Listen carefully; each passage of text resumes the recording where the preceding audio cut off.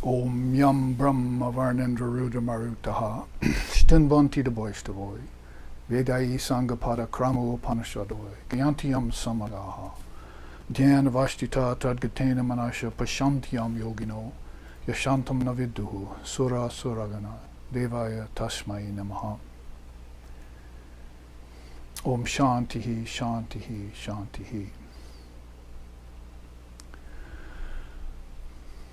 Our eternal salutations to that one who is the truth of life and existence, and whom the devotees call by various divine names. Our eternal salutations to that one whose glories are sung in the various hymns of the different scriptures of the various religions of the world, but whose undying grandeur no mortal mind can comprehend. Our eternal salutations to that one upon whom the devotees meditate in the shrine of their heart, realizing an ineffable presence in their deepest contemplations. May he prompt our minds toward the path of truth and righteousness. May she reveal herself into our souls and dispel the gloom of death, fear, doubt, and darkness. Om peace, peace, peace.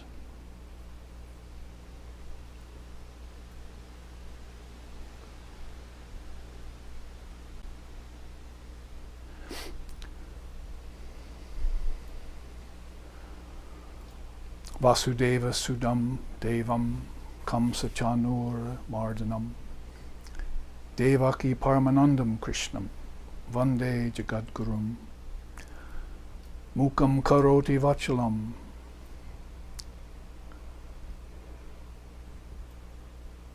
Pangum Langayati Giram Yat Kripa Tamaham Vande Paramanandam Madhavam. Om Shantihi, Shantihi, Shantihi.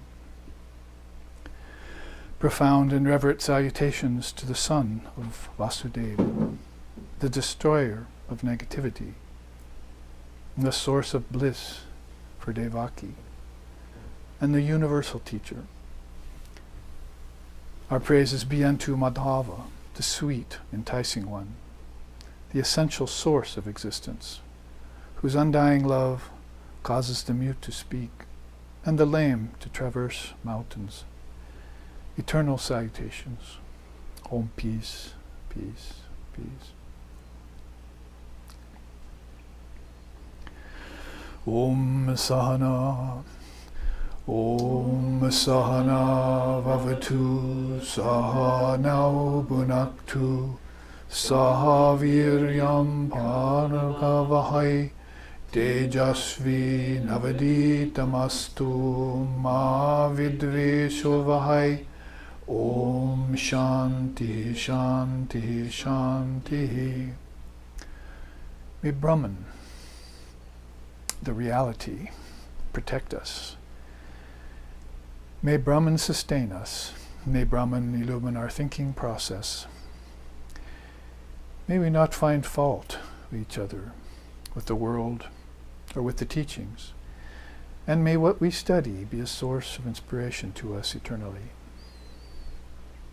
Om peace, peace, peace. May peace be unto us, and may peace be unto all. Om Hari Om.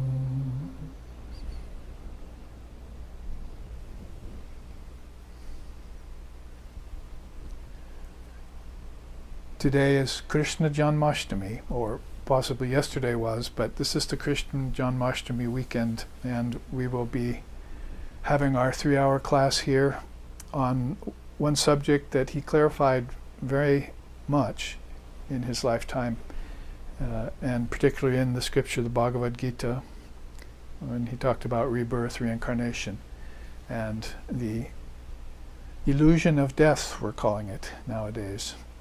Because the soul's eternal, then it experiences no birth and no death.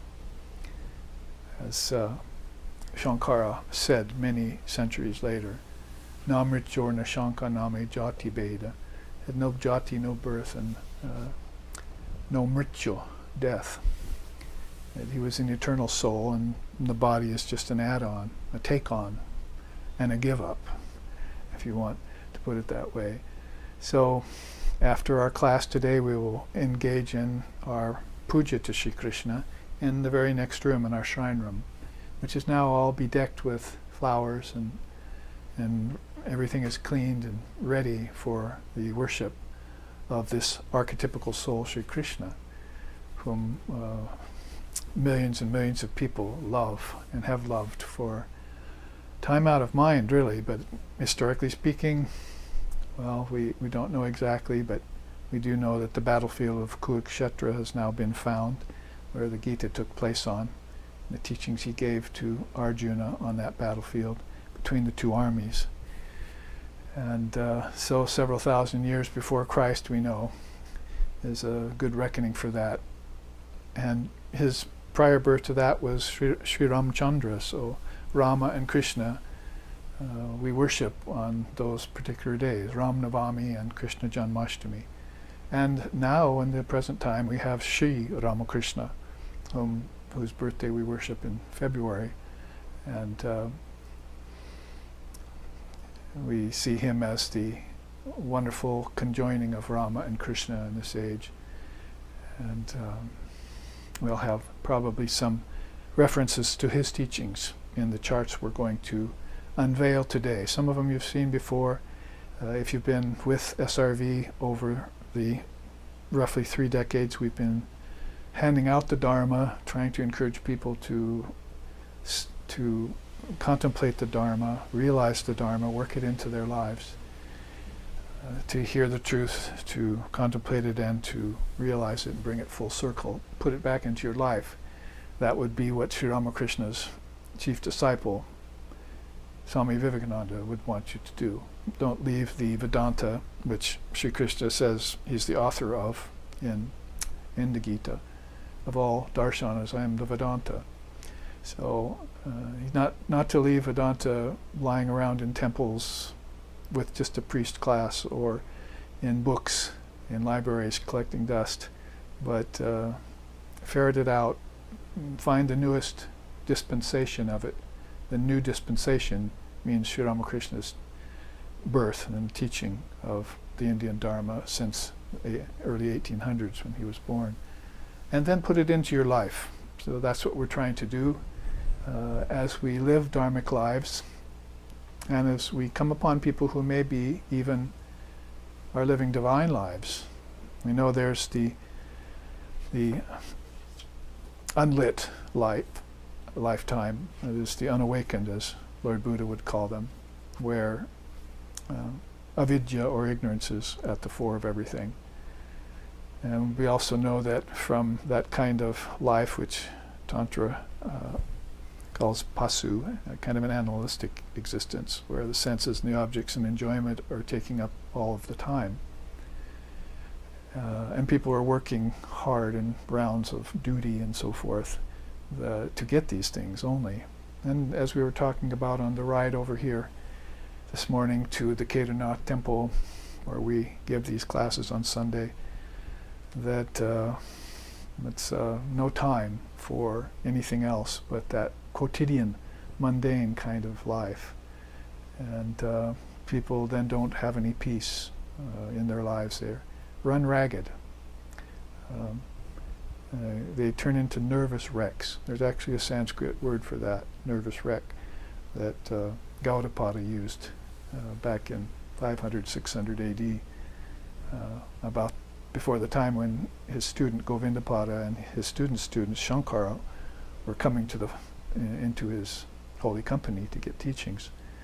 So we know that that kind of animalistic life is mentioned by the seers throughout all of earthly existence, on the Bhur Loka, the physical realm. But we also know there's a heroic style of life you can live. That's called virya. That word often gets associated with Hanuman, who's the hero of the Rama saga, the Rama Leela, we call it. So to be virya or heroic is to begin to take charge of your life and do some spiritual practice, some sadhana we call it, and cut yourself in the image of the spirit, if you want to put it that way. Then, of course, beyond just the heroic, where self-effort is going to take the fore, you're going to want to look towards those who have somehow attained to live a divine life. Daiva, it's called. So pasu, virya, daiva are these three kinds of beings or souls that Tantra mentions. It gives us a good look at the nature of the world and its peoples, so that we can discriminate accordingly and help where we can, serve where we can, try to awaken it when we can and where we can. Sri Krishna, mentioning his birthday today, he had a version of that called the division between the divine and the demoniacal. That's a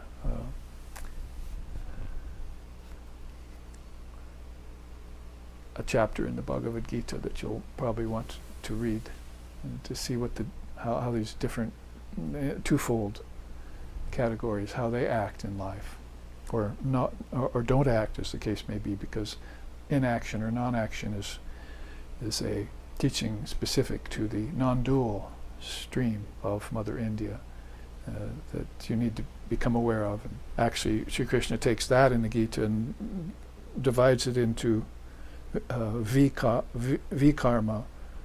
karma, and akarma. You remember those three divisions in his teachings. Vikarma is what not to do, and karma is doing with selfish motive, basically. But akarma is taking the selfish motive out of it and just making it a matter of the art of karma yoga, how to serve selflessly without any asking for any recompense, and accepting at the end the way the dust settles, wherever it lies when the work is done. You've done your best and you then let go of it. Otherwise, this duty is a midday sun. Sense of duty is a midday sun that burns the very vitals of humanity. Vivekananda said that in his writings, in his talks. So, with all of that said, as a preamble, and kind of playing it back into the last class here of our series on rebirth, reincarnation, and the illusion of death. You might say, if reincarnation is true and you prove that to yourself, then you know that death is an illusion. So people are thinking that death is real in part because they haven't come to believe in reincarnation. They haven't seen themselves as an eternal being that's there at their first breath when they come out of the mother's womb, and is there at their last breath when they move outside the body and drop the body. Like Sri Krishna says in the Gita, a child growing up, taking off sets of clothes and putting on new sets of clothes that fit him or her better. So if they came to know about their past lifetimes, then the illusion of death would be, rather than just a kind of esoteric saying, would be something that you'd accept outright. And then you'd live in that state closer to eternal life that Jesus talked about. You have loaves and fishes and wives and huts and nets, boats, so you're fairly well set up here. Of course, the Romans are coming on one side and the Pharisees are on the other with a kind of a dumbed-down Judaism. However, you're here in the middle, sort of precariously balanced, like a dewdrop on a lotus leaf, is the saying in the Hindu tradition. Precariously balanced on this waxy surface of Maya. So you need to find yourself eternal life, which would be that, not just the heroic life, but the divine life that you're meant to live, that the soul intended in the first place before it got into the body. There again, a witness of the passage of bodies. Sakshi Bhutam, the phenomena of birth and death. It's a happening in time, and time is all going on in your head, in your mind. And time takes on a subtler sense when you go into dreaming, and when you go into deep sleep, and when you go into so-called death. Time is very malleable, and expands and contracts accordingly as you come to a grosser vibration called material objects, go to a subtler vibration called dream objects, and go to a place of no objects in deep sleep. Study the three phases of your consciousness with a third eye open, and find the truth. Then the truth will set you free. So in our first two classes on reincarnation and rebirth, we looked at a host of fine teachings illustrated by these Dharma, art, wisdom charts that we have been showing. And we've been doing it under a certain mantle, that is, although at the end of class I would like to get back to the dynamics, the nuts and bolts of rebirth, so that we have reminded of some sort of idea of what happens in this passage of time when we're not here on the earth, or when we're not in the waking state, or we're not in the gross body. And then when we come back with certain work, or karmas to work out, or desires to fulfill, that's a nuts and bolts kind of treatment of reincarnation and rebirth. But we've been looking at it more from the standpoint of these of a philosophical kind of standpoint, again a more hands-on kind of way. And philosophical means we looked at the three gunas last week: tamas, slothfulness; rajas, restlessness; and sattva, balance. And we know that that's inertia and frenetic activity and stasis, you might say, if you want to use more Western scientific terms. Depends on if you're looking out in the universe and you're seeing nature and how it acts in these three modes, or then you look in your mind and you see how you or your mind thinks in these three modes. It's either not thinking very much at all, like it's very depressed, or it's very lazy, or it's thinking a lot and running its wheels, like we just said, or it reaches a balance where it's kind of quiescent. It's a nice word in English for how the Buddhists and Vedantas describe an even state of mind, quiescence. It even sounds peaceful, doesn't it? Quiescence, like something we'd want to obtain or attain for ourselves and hold it. So we looked at rebirth and reincarnation from the three gunas standpoint.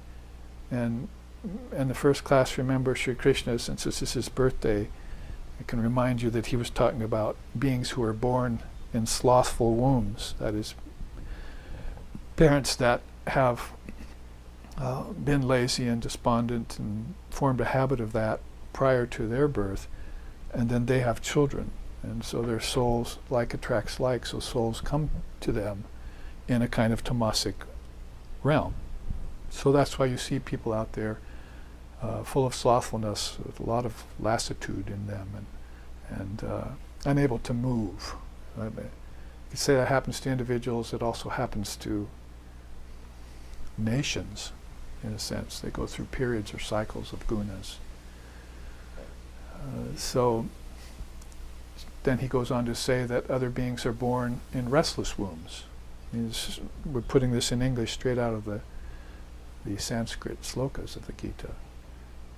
So restless wombs, and he says about slothful wombs that people are constantly falling in that state. The soul falls to lower births still, he says.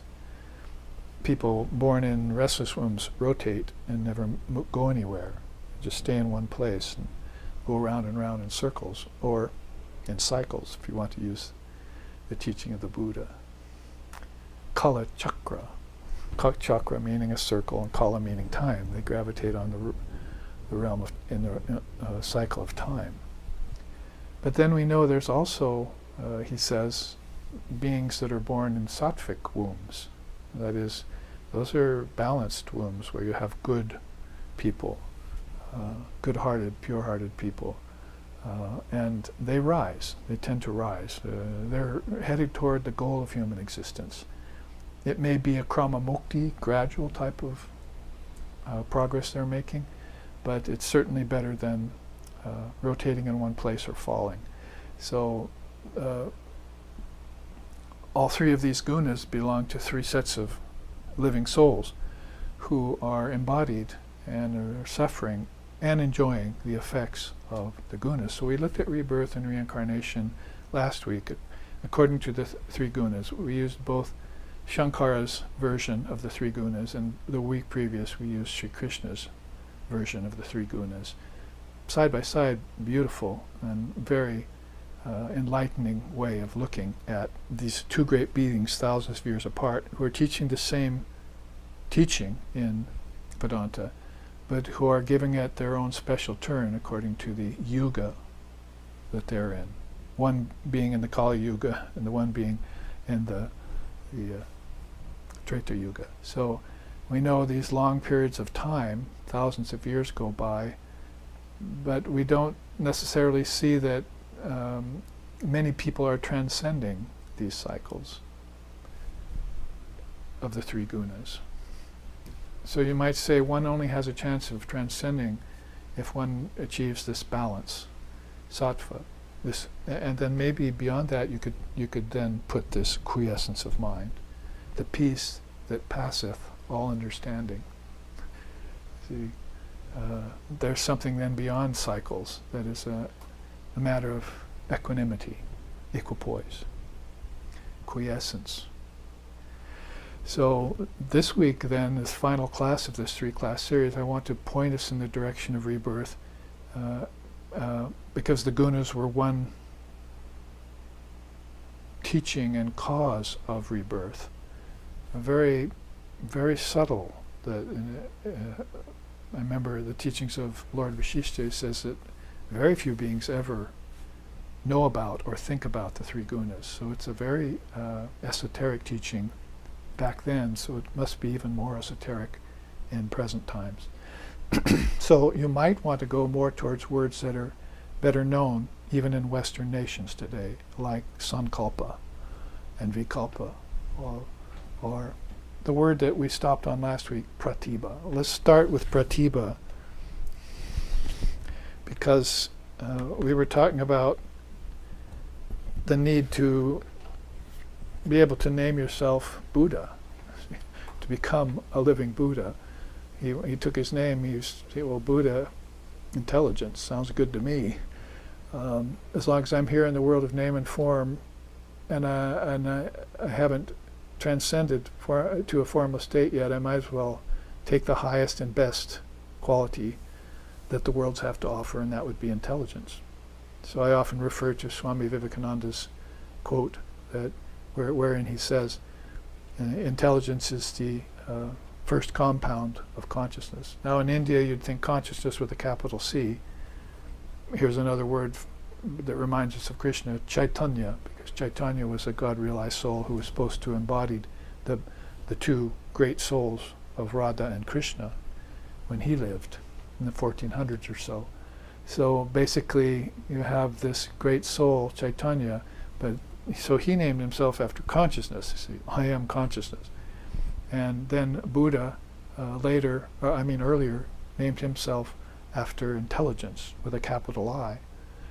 So these are wonderful names that are earned, you might say, or given to these souls, which are at a very high level of awareness, another good word in English. We think of consciousness with a capital C and awareness with a capital A as being the best representatives in English for words like Chaitanya or so forth. But there's another word which we don't know very, very well in Sanskrit, and you might say it's very hard to find it in Western people, and maybe even in the people of the day. is called pratibha, and that's where we ended last week. We wanted to set off the teaching of ignorance, avidya, with the teaching of pratibha. So I think I had been talking on the vein of Sri Krishna's story where he says some people, their gold is buried under mounds of earth, but other people, their gold is, you just brush away a few pebbles and there it is shining. So some people come into this earth with a heavy, thick layer of ignorance, heap and helpen of Maya, if you want to refer to it that way. And about them he says, they'll never seek God even by accident. So they are laboring under a lot of self-actuated layers of ignorance. That is, they themselves have taken these on. In India, you don't blame this on God because he didn't give you grace, and you don't blame it on the devil because he cursed you. You have to come to yourself and blame it on karma and the gunas. The gunas are very hard to blame, as we've said often. Actually, the gunas kind of let you out of blame. That is, oh, my mind is slothful today. Oh, my mind's restless today. And you say, well, is that my fault? You say, well, no, the gunas are cycling through everything. Didn't Christ experience the dark night of the soul? Didn't Buddhists, have to face off with Mara under the bo tree in his long meditation? So he said, these great souls are also experiencing tamas of a sort. So then it must not be my fault. In a sense, that's true until you can transcend these gunas. Just to come to know about them, I think I said this in the car on the way over here, just to know about the gunas or to know about karma, even if you're not a master of them yet, is a great advantage. It gives you a great advantage over other people, especially if you're a seeker of truth or a practitioner of Dharma. So, in line with what we were just describing about Pasu, Virya, and Daiva, and the demoniacal and the divine, all this I've been setting up here to show you this difference between the soul whose intelligence is buried under mounds of earth, as it were, and the soul who is shining already, maybe even coming out of the womb shining. You might say, being born to sattvic people, to teach them how to transcend their own goodness, because that's a teaching in India. Oh, you're good? Fine. But Vivekananda wants you to be better. Oh, you're better now? Great. But Vivekananda wants you to be best. From good to better to best. So sattva is good. And the problem with sattva is pleasure of a higher kind, a more refined kind, that wants, that is based in your heaven-aspiring senses. So your senses want to experience finer and finer things. Your intellect also will go along with that and refine itself in such a mode. But those who don't stop at that doorway and go on to knock and it shall be answered to a deeper level of spirituality, go beyond all three gunas. That's why last week we studied what Shankara called pure sattva. So good, you're with me. I feel more comfortable now, as all of you are remembering last week's class. Probably looking back on your notes to see. Good, because we have to remind the mind constantly about these things. You can have 2 or 3 weeks of sattvic classes with me. See, every Sunday, oh, this is great. I want to come back for another injection, as we say. See, my teacher used to say, the West needs an injection of Brahmagyan, and I'm here to give it to you, as it were. So, but then another week you can come back, and what happened? You see, my mind isn't getting the teachings. I'm restless, or I'm falling asleep, or whatever the case may be. I don't understand. I'm not clear. And more and more you see that that's the province of the mind that's shifting. All changes are really taking place in the mind because you're in the same room with the same teacher, with the same group of people, and so forth and so on. Yet it's not clear to you that week. So that's where it's really not your fault in a certain sense, is that the guna has shifted. And the gunas are of nature, and you're in nature right now. So it's very hard to face off with them and transcend them. Like I could all of a sudden get out of this this heaviness I feel, and all of a sudden be bright and happy without pretending it. Well, that's where we were last week when we were talking about, and the week before when we were talking about the three gunas. Now I'm paying it forward to this distinction between gold that's buried and gold that's on the surface. That gold is pratibha, or intelligence, but we're going to change compound a bit. We're going to call it not gold, but flint, you see. Because going along with Sri Ramakrishna's saying, he's talking about the flint of pratibha.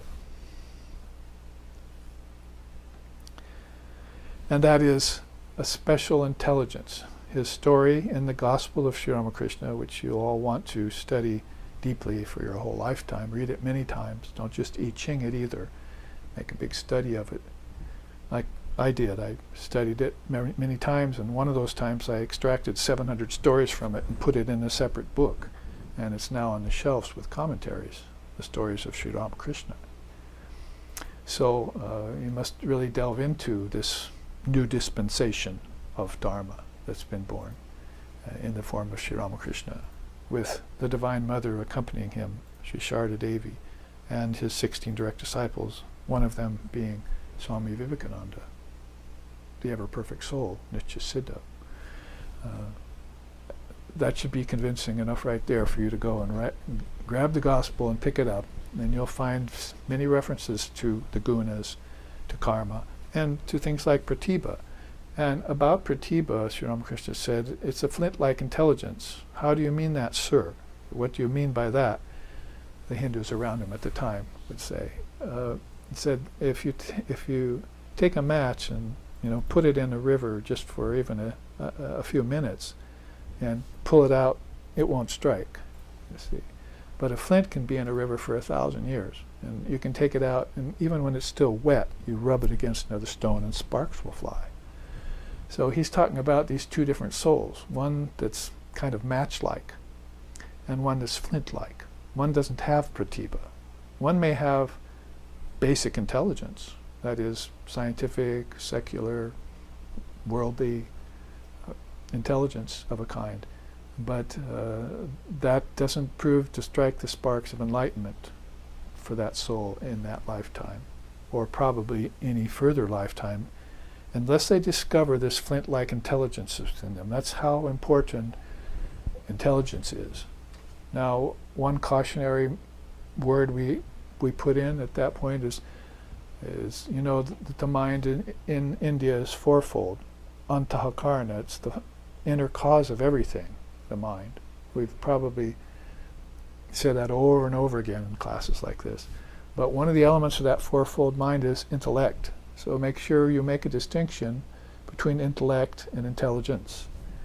Intellect is a holder of knowledge, and depending on how small or how vast that intellect is, that container, it's still got the stamp of my knowledge on it.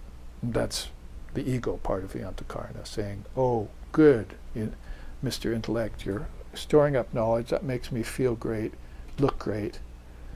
Unfortunately, it doesn't make me be great. It makes me be sometimes small and selfish and limited. So the intellect is a container, and you're not the intellect, like you're not the mind, like you're not the body. That's the neti-neti process in Vedanta.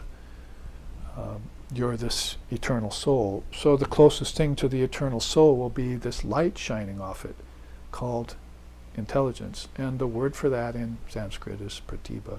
Let's look at, now that that's been explained, again, because we've gone through this chart last year as well, I think, we'll take these two quotes. At the top, everything, the world, manifestations therein, enjoying, suffering, and departing, the power of conjuring the realms of name and form, all of these can and should be directly designated and attributed to one's own intelligence. In other words, we're not attributing them to God or devil or this or that or any other thing. It's our own intelligence that brings these into being. It's a singular intelligence that you might equate with the word. See, the word shines with this light. pulsates with this light, produces worlds in name and form and time and space with this light of intelligence. Going on, other factors such as fate, destiny, karma, and even grace also reside within and spring from that self-same power.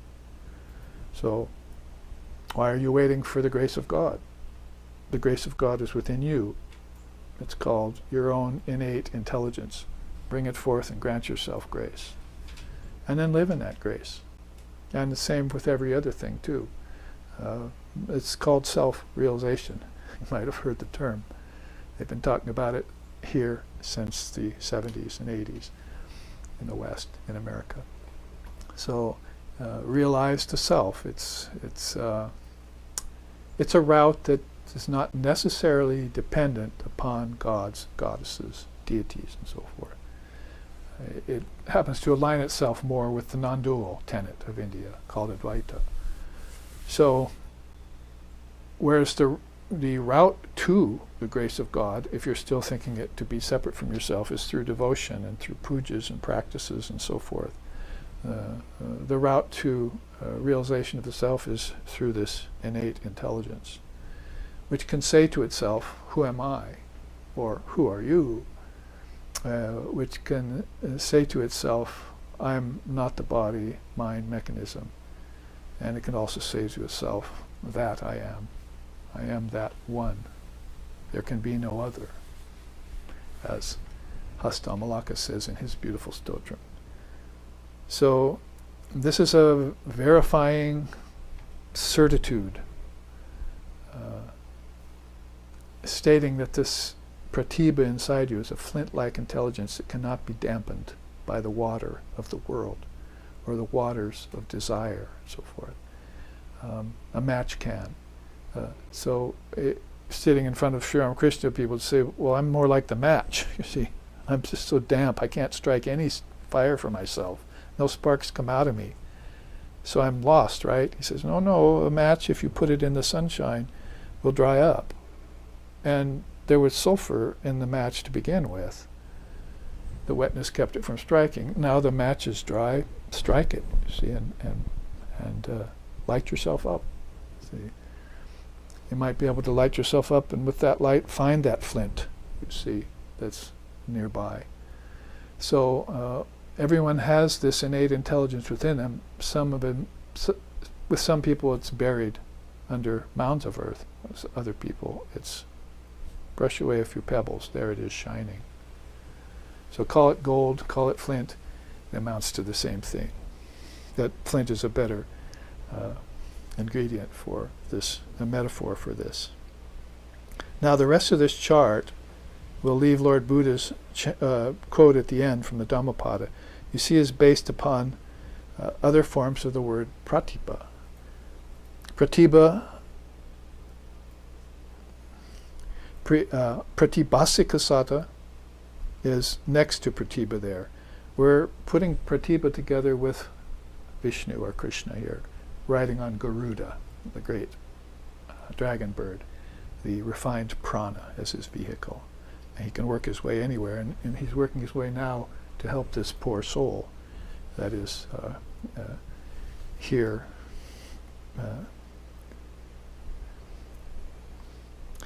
appearing as this elephant that's being attacked by a crocodile. So there you see pratibhasikasata is the unreal and apparent dream reality that this elephant is engaging in the waters of the lake, eating various things that it likes, having a good time, until along comes this pratibandhaka. It's an obstructing force, you see, that you might as well put pleasure next to pain in this case, or good next to bad, negativity, positivity next to negativity. It's dualities you're looking at here. And you can see the blood flowing there out of the leg of that poor soul. Nonetheless, the soul is crying tears of devotion, is offering a flower to the Lord. In other words, when it's beset upon by difficulties, pratibandhaka, it'll cry out to the Lord. And then hopefully the Lord will hear and come. And that's very much indicative, again, of the bhakti path, devotion. People are calling upon the Lord, They're probably just not aware, most of them, that that Lord is within them. It's not coming from outside. And if they think it's coming from outside, then they're under a tamasic guna way of thinking. They're following misconceptions that are called myths and superstitions in society and in religion. Krishna is pratibha. He's self-aware intelligence in droves. That is, he's got the whole ocean of intelligence behind him. And you can see that he will cast this discus, pratibandhika bhava, which is the power of intelligence which removes obstructions. So he wants to awaken your intelligence. Maybe he won't have to come back again next time to help you. Reminds me of a story, actually, Sri Ramakrishna told again, of a man who was walking along a road. And, you know, in India, on the road, they'll put out laundry to dry. They'll put out clay pots. That's another story, but clay pots to dry in the sun. So there are things lying around the road, and if you're walking and you're not aware of that, you might trample over some clean clothes, or, you know, break some pots, put a footprint on the potter's wares. So that happened to this one man walking along the road. He wasn't thinking, so he trod over some things that were there in the road, and the people saw that and started yelling at him. And so a big fight started to ensue, and people started picking up rocks to throw at him. And so he prayed to the Lord inside, just like this, oh, I know, can you help me? You know, I'm about to be set upon. And so Vishnu heard the prayer, you see, inside of the devotee, the heart of the devotee. And he was sitting there with his consort, Narayani. And all of a sudden, he got up and left. And Narayani is wondering, where did he go? He left, and then he came back right away. Where did you go, O Lord? She said. Oh, I came to know that one of my devotees on earth was about to be set upon by these angry villagers, and so I went there to go help him. But I found out just before I stood up and started walking that he started picking up rocks himself to defend himself, and the villagers ran away. So I didn't need to go down to earth and help him.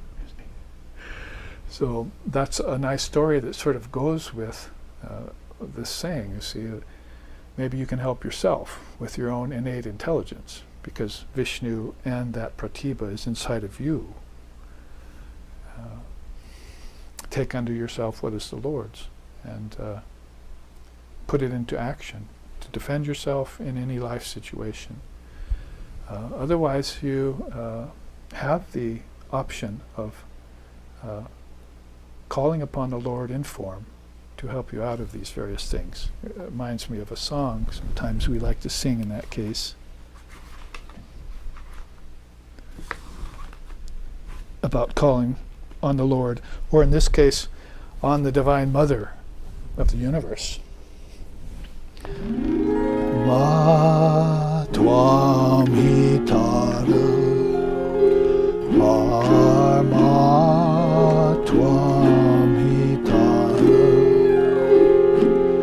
triguna dara para,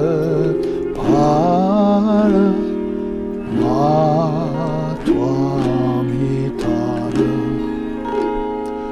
Jani Godin Daya Maya Tumi, Jani Godin Daya Maya Tumi, Durga Mete Dukkha Hara, Ma Tvam Hitara, Amar Ma Tvam Hitara. Calling out to the Divine Mother of the universe in the form of Tara. O Blessed Mother, Thou indeed are my sole Redeemer. Save me. Thou art the most exalted and extremely auspicious one.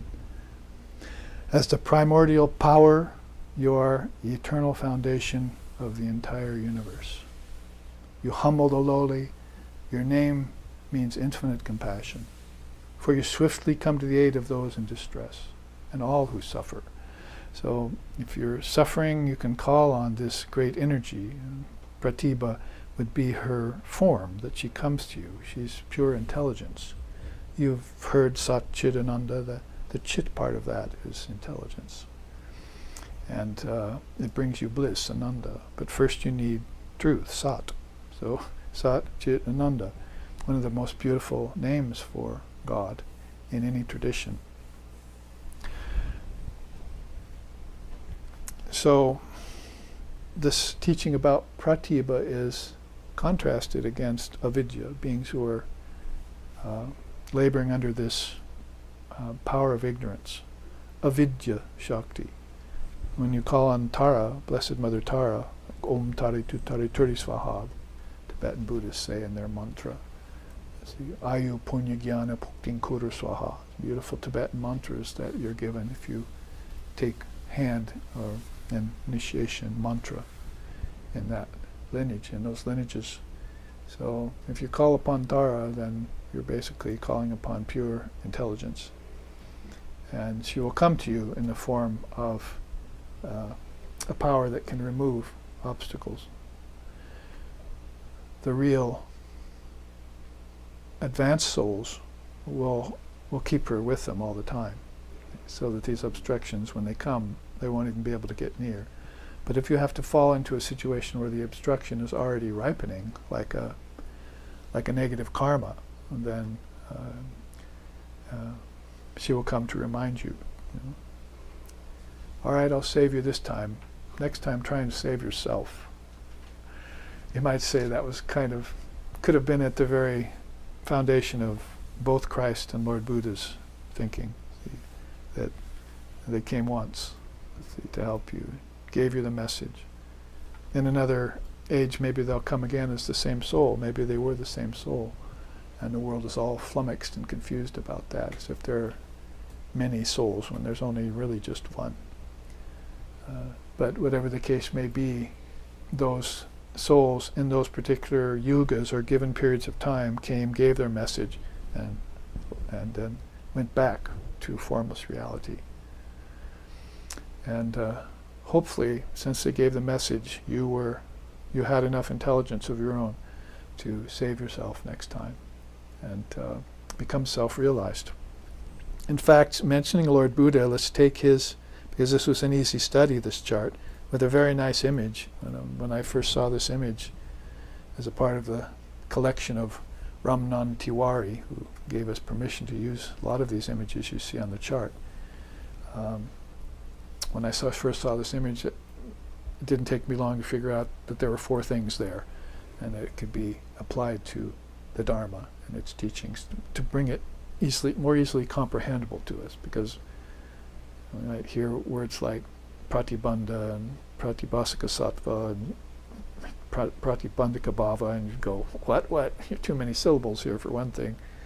And but whatever the case may be, this one word pratibha also caught Sri Ramakrishna's attention in more recent times, 1800s, and he likened it to that flint-like intelligence that's there in every being, buried deeper in some cases, on the surface in others. We like to see that shine on the surface of others. So Lord Buddha's last saying here, gods and goddesses, father and mother, or any other kith and kin cannot confer greater benefit upon you than that of the well-directed intelligence. Must be what he found out as he named himself that. See, I am the awakened one. You can say anything about me you want, he said toward the end of his life. You must know that I am awakened. So that's awakened intelligence. It's just like pratibha. Thus, going on, this intelligence is incomprehensible and exceedingly subtle. It wanders wherever and whenever it desires. Therefore, the wise ones carefully watch over this intelligence, which resides in the cavern of the heart. and utilize it to free themselves and others from the shackles of Mara. I said earlier, Mara is like Maya in a sense. It's a devilish ego or out of control ego that's there in your meditation, that's keeping you from maybe shining with the light of Pratibha that you should. So this as a connecting point to our last class, because we were talking about avidya and people in a darkened state, now we see maybe what is the valuable possession of beings like Lord Buddha and Vashishta and other beings of the past who relied upon self-awareness or self-cognition. These beings didn't need to have any practice, or discipline. They came already perfected. And so it was a conscious lifetime. So it fits very well into our title here, Rebirth and Reincarnation, that there are some beings who come back, as Shisharda said, with all their spiritual credits with them. And at a very early age, they will hopefully, with dharmic parents putting their foot on the right path, they'll find their guru and their pathway right away. Many paths leading to the summit, but there's only one summit. So all religions lead to the same goal. I had to relate that in an email to a Mexican teenage boy yesterday who was very upset and very confused by what he was learning in the Christian church. This is about one path being the only path available to him. When we know that it may be good to dig one deep well, but that one deep well might only slake your thirst. You might want to dig a bunch of deep wells so you can slake the thirsts of all other beings. That is, realize that all religions are true. That's the house of God you're talking about, religion. And he's not going to make one size fit all and leave the others wanting or suffering. So this universal outlook is Sri Ramakrishna's new dispensation outlook. That's what we're just talking about here. It's much superior to ways of thinking that have come over the past. And we look into teachers like Sri Krishna in the Gita, Lord Buddha in the Dhammapada, and Ram in the Ramayana. We find out they also, too, had that self-same universal mindset, compassion for all beings. And maybe you might say married to the fact that all beings had this Atman, or this Pratibha, within them. And it was just a matter of the right timing in order to bring it out, so that then they could be born again as living liberated souls. Jivan Muktas. Jivan Muktas. My teacher, Swami Sheshananda Ji Maharaj, he used to talk almost in every lecture about Jivan Mukta. The West must produce its first Jivan Mukta. India had produced many. So we needed a living liberated soul amongst us who was of our own culture, hopefully in our own family, or in our own Sangha. So from there, let's look over here at a related teaching as we move on through these charts in our third class on rebirth and reincarnation. And this is a war horse. We've taken it enough times. But it has to do with sankalpa. And it's 3 levels. The teaching, you might say, the master teacher of sankalpa probably would be Lord Vashishta. Also a very early time, one of the 10 mind-born sons of Lord Brahma, the Trinity. So you could see here that he talks about it in terms of mental projection at the level of the worlds, the level of the mind, and the level of the intellect. Pratibha would figure into that intellect. You see, here sankalpa is a matter of hoping for something, brooding upon things, seeking things, desiring things, trying to own things, coveting things, enjoying them, striving for them, accumulating them, clinging to them. not sharing them with others, taking them to be real when they're empty, conceiving and thinking on them constantly, imagining them, creating them, projecting them with the mind and fantasizing about them. Those are as many as I could think of that would fit on an 8x11, that would kind of define the word sankalpa at its most base level. Now, the teachings given by Lord Vasishtha also said there are great beings who have huge sankalpas. There are in fact, he made the distinction between worldly sankalpa and atmic sankalpa, and lilic sankalpa, if you could borrow the word. Lila is sportive place. There are beings who sport in the great projection of all the worlds, and they remain free of it at the same time. Like the duck in the water, the water doesn't get in the duck gets in the water. Those are those kinds of souls Sri Ramakrishna talked about, who could engage in lilic sankalpa and not be wetted by the water. Like the flint, they have the flint, even if water does get, they're in the water, they still retain that knowledge of their true self all the time. It's the main thing on their mind all the time. They won't let it go. Like tenacity of a bulldog. See, it just gets a hold of something. You can't. I've heard that you have a hard time prying its jaws open, even with a pry bar. Break its teeth, it'll still cling to the thing. So that's the tenacity of a soul that clings to this idea at first, but verily a truth later, of freedom from anything that has to do with Maya or name and form, time, space, karma. And they keep themselves well above it, even when they're amidst it. We have a popular saying about that, right? Be in the world but not of it.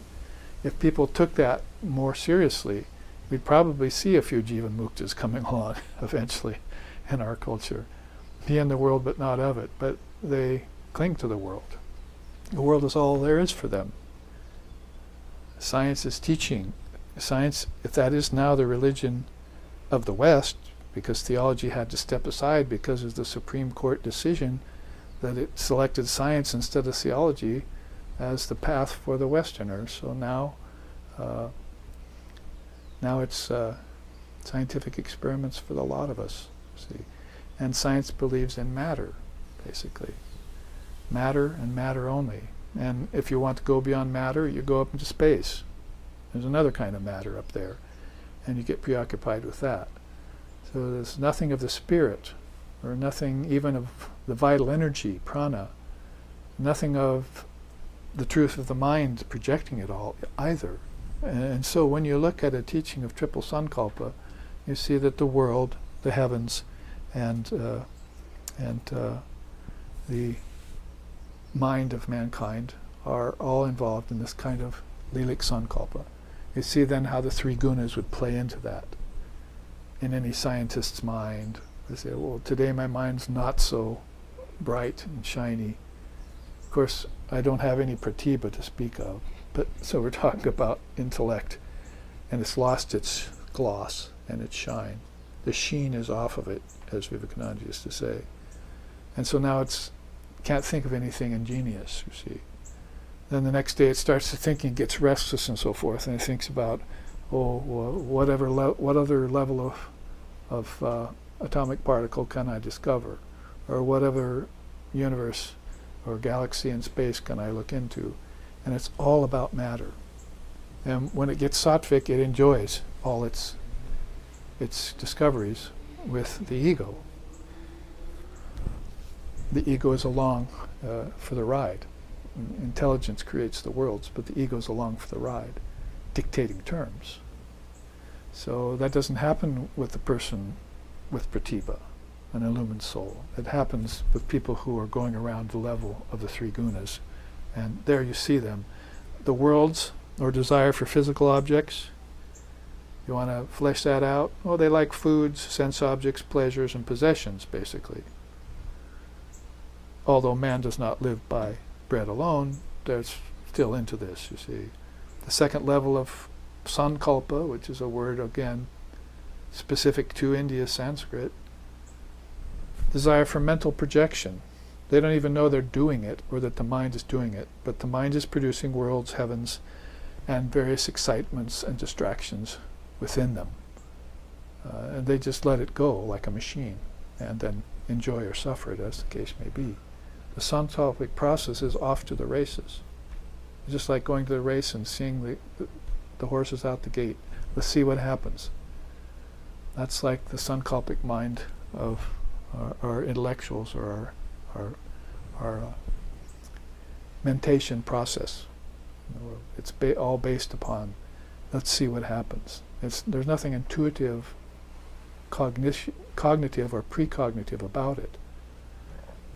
There's nothing omniscient about it either, because if you go beyond cognition, you've got omniscience.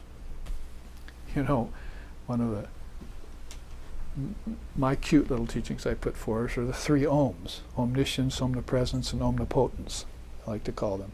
So where are those 3? See, omniscience, omnipresence, omnipotence. Those are very powerful words in English.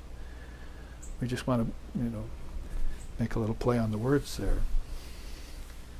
Now, the third level of sankalpic is the intellect. Desire for attainments, other words, for power, for manipulation, for pride and glory. It's a great teaching. It's an old war horse that we've looked at a lot of times, but the more you look back on it, you just see the sense of it. As your understanding of the Vedanta or the Dharmic teachings in any Eastern tradition grows, you'll see that this just makes more and more sense every time you look at it, and it applies to cross-sections of your own society and different societies of the world. And you can just step back with a little bit of pratibha and say, I'm not going there. See, if I'm going to be a duck there, I'm going to get into the water's not going to get into the duck. If I have a boat, I'll put it into the ocean of relativity, but the water's not getting in the boat. The boat must get in the water must not get in the boat. How many times did Sri Ramakrishna say it in so many easy to understand ways? Again, in the Gospel of Sri Ramakrishna, which you'll want to get your hands on that.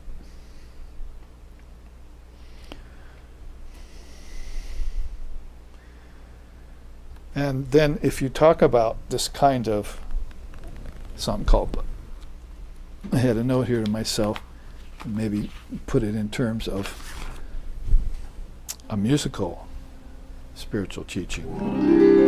Namajapane kyun chor diya Rama nam, napane kyun chor diya Rama, namajapane kyun chor diya, krodana chora, jyotana chora, krodana chora, jyotana chora, satavachane kyun chor diya Rama, satavachane kyun chor diya Rama, namajapane kyun chor diya Rama nam, japane kyun chor diya Rama, namajapane kyun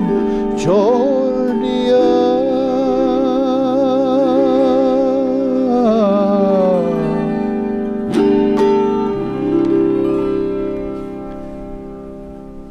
One of India's special sons, Kalas was his name. He wrote these beautiful teachings, and probably be just taking a look at the sankalpic process coming from teachings of the Dharma given to him by his precious spiritual teacher.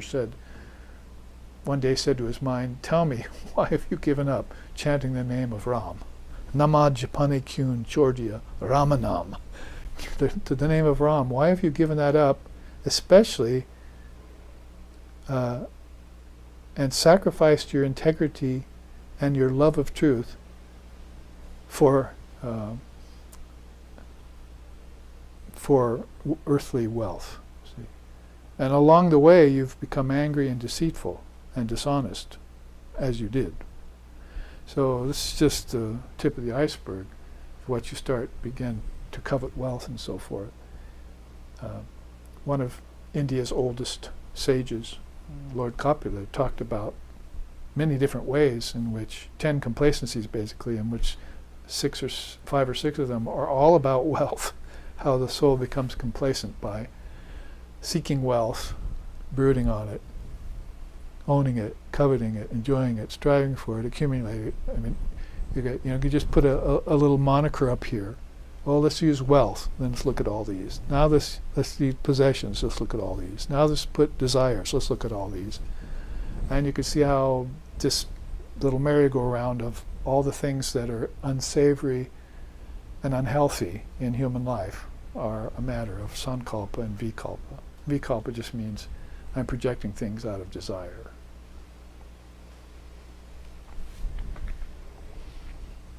So great souls teach against it. They warn about it.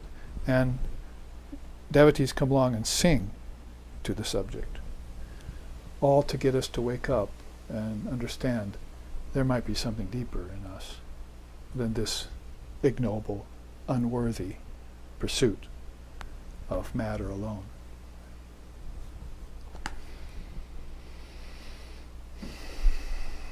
Again, a quick study here of this chart, but very powerful. A potent pill you could take. It might be the blue pill, as they say, instead of the red one, that will help waken you up. And let's take another quote by Lord Vashishta at the end. For mastery over sankalpa and vikalpa, practice asamvedana, non-receptivity to desire. That's one of the 9 types of desires that I've found in the scriptures, and probably the most subtle of all of them, the highest and best if you can manage it. You just step out of the way of your own desire. You're going to have to see it first, probably with a teaching like this given to you by a great soul like Vashishta. And then you say, well, I think I'll try this asamvedana on. See, I hear it's awesome, so I think I'll try it on. And next time I have a desire heading for me, especially one that I have had a problem with, I'll just step out of the way and I'll start to build a subtle muscle, of resistance to this particular problem in my mind. He goes on to say, instead of falling in love with your desires as if they were fulfilling, you must instead begin to perceive them as burdens. Like packages and parcels filled with unwanted items that really clutter your life and only weigh you down. So the man at the train station at night has all these possessions. He's let off the train at midnight. No one's around. And he can neither give them up, nor can he move away from them. Because if he moves away from them to go find something to help him with, the dacoits, the thieves around the bushes, will come and take his stuff. Probably better for him if they did. But so that's the story Lord Vashishta used to tell about wayside stations, where people had all these possessions late at night, and they were stuck there with them. He's of course using it as an analogy for the mind, having all these thoughts that it can't get rid of. Can neither give them up nor move away from them. But asamvedana will help you move away from them if you take the teaching from an illumined soul like Vashishta. So there, along with the Gospel of Sri Ramakrishna, maybe you can go get your hands on a book, Yoga Vashishta. Do we have one here that we can show them? Because SRV has put its own version of, you might have a very condensed version of yes, pass it on and give them a look at this while it's come up. Its own condensed version of Yoga Vashishta. So these are some following the traditional way of telling stories, but these stories are not Aesop's fables or Grimm's fairy tales kind of stories. These are very deep, powerful stories on the intricacies of Maya and the presence of great souls that can help you see through it. So you may go and find that great book, and in it you'll find stories having to do with Sankalpa, Vikalpa, and Asamvedana. So don't let these thoughts clutter your life and mind, brooding on them, or any manner of other mode that you'll want to take around them. Try and get a little bit of distance from them. Step back, witness them. Give up the idea that you own anything, which is sort of Colossus' idea here. You see, Namaja pane kyun, chor diya. Mind, why have you given up the Lord for the world, basically, he's saying. And he's caught himself at it, you see. It's the Mayic influence. He's lost his, if you want to put it this way, he's lost his pratibha, his hold on his pratibha, and he's given in to sankalpa. So that's why I'm putting these two charts together. This whole series of 2 classes, and this being the third, has been side-by-side charts that play off of one another, so that we can begin to connect these teachings. So we know that the Dharma is all about connections, not just about learning specific things and leaving the connections loose, like wires loose, instead of connecting them in that will benefit us. It's not random. Dharma's not random. It's all interconnected. And you'll become a master at connection when you start studying the Dharma. That's why I put out some 330 of these Dharma art wisdom charts now. Both aesthetically pleasing to look at and packed with powerful teachings, beautiful images, and teachings from illumined souls from India and occasionally from other religious traditions of the world. So in that case then, we are coming close to our break. Is it? No, 10 minutes. 10 minutes? Good. Then let's take a look at the phases of the soul and relativity. It's also kind of a quick study. You know, many of my classes, we take sometimes whole half classes on one chart. But it's kind of refreshing to go running through some, because over the 30 years we've been offering these Dharma teachings, some of us who've been with it longer have seen it several times. So to bring it back and give it again is a furtherance of that process of meditating on the Dharma, and brings up certain facets in your mind, and maybe some buried pratibha will come forth as you read and hear about these great teachings. This one particularly also has a very nice image, and that's Lord Shiva giving this arrow to Arjuna, and which has got its own story in the Itihasa of India.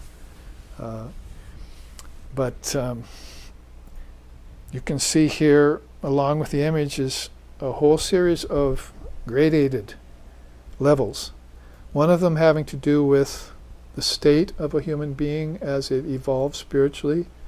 The other having to do with the condition that it's evolving out and through, and the attainment that it's seeking. I think probably best to start with Sri Ramakrishna's chart at the top of the page. I'll read it to you. The jiva, we know that's the embodied being. The jiva at first remains in a state of ignorance. It's like what I said earlier in the class, right? When you're born here, everyone's blind, and some people with pratibha right under the surface will say, "I've got to open my eyes." Right away they'll say that. So in India, at a very young age, some people even leave their parents and home so that they can have this deeper vision when they're before their teens, preteen, some of them. And of course, we know Jesus left in his teens, so they become aware right away of the world bewitching Maya, back off from it, see through it. Maybe they're using what to do that?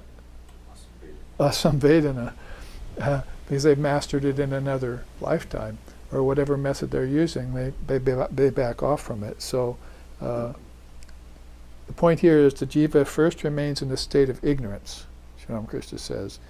It is not conscious of God, but of matter and multiplicity. It only notices the many things around it. It's like a child. Shall we go back and show you the childlike soul? See this elephant that's aware of multiplicity and having fun in the waters of the world, and the beauty of the flowers and lotuses and all that. It only notices things around it. Upon attaining knowledge, it becomes conscious that God dwells in all beings. But on attaining higher wisdom, it discards both knowledge and ignorance and talks of nothing but God day and night. So really 3 levels have been explained there, isn't it? And all in accordance with our birth, our rebirth, our reincarnation, and how we have an opportunity in each given lifetime to refine our knowledge. To him it means seeing God in everything. And that's the last word in spiritual life in this world. Then after that, you of course go beyond all worlds, and all you can think about day and night is Brahman, or Ishvara, or the Dharma teachings, if you're wanting to share this knowledge with others. So this puts you on a very fast track to non-duality, and however, it can also slow you down. Like Vivekananda said, why don't you put off your moksha for another lifetime? You can have freedom anytime. It's like, okay. He's talking to his brother monks and so forth, and some of the beings that came to him after Sri Ramakrishna passed. They said, but put it off for your moksha and your mukti off to help others. The world's in crying need of help. You're fine. You know Sri Ramakrishna, you've got the mantra, your fish is fried, your dish is cooked. You see, now, and have faith about that, and then just follow me and help the world with karma yoga, basically. How moksha and karma can live side by side together. How bhakti and jnana can be the 2 wings of the bird. See, I saw a nice quote the other day. It said, the bhakti path tells me that I'm nothing. The jnana path tells me I'm everything. Between these 2 strands, my life is woven. So, do I have to be just a bhakta or just a jnani? Then why not weave these 2 strands together? I'm nothing and I'm everything. Hold 2 ideals. So this is kind of the idea here about this beautiful quote by Sri Ramakrishna. God dwells in all beings, but eventually you're going to want to talk of nothing else but God. Since God does dwell in all beings, let's talk about it. You and I, God and the devotee, Shiva and Shakti, whatever the case is, husband and wife, dharmic couple, let's talk about it. And let's talk about nothing else but that. On the drive over here, one of my students said to me that there was a time in his life where his ears hurt to hear worldly talk. And Sri Ramakrishna also mentioned that. And so then had to be a little bit more gracious, a little bit more forgiving, and entertain people's ideas and communicate with them in order to put this dharmic seed in them. It's not like you're trying to convert them, because that's the business of religion. Is you're trying to awaken them to the pratibha within them, to the front light consciousness. So that's a beautiful quote by Sri Ramakrishna Paramahamsa, again in the Gospel of Sri Ramakrishna, right there, put in beautiful English by our founder's guru, Lexicons's guru, Swami Nikhilananda, in the Gospel of Ramakrishna. Peace and bliss be upon him. That's a good start for this chart, and we only have a few minutes to our break, so I think I will stop here, and we'll take our break for 15 minutes. Live stream audience, thank you for being with us for this half. I hope you join us for the second half, in which we will see this wonderful gradation in 2 or 3 different ways of how the soul goes through phases in relativity in order to realize its true self as the reality. So here, Jai Shri Krishna, and we will go to our break.